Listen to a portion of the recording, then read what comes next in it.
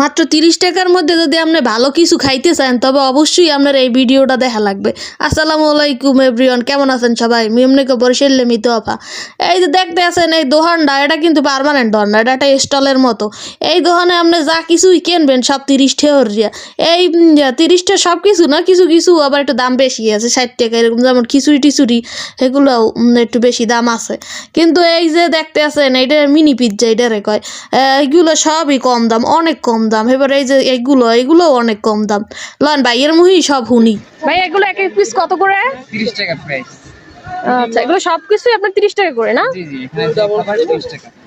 আচ্ছা, বিরিয়ানিও 30 টাকা করে। জি। আচ্ছা, এই স্যান্ডউইচ কত করে? এটা স্যান্ডউইচ না কি, এটার নাম কি? স্যান্ডউইচই বলতে পারেন, এটা আমরা মিনি পিজ্জা বলি। Mini pizza. জি। আচ্ছা, এগুলো কত করে? এটাও 30 টাকা। ও আচ্ছা। ভাই এটা দিছি না? আচ্ছা, আমাদের একটা রোল দেন। রোল একটা দিছি, ভাই একটা দিছেন?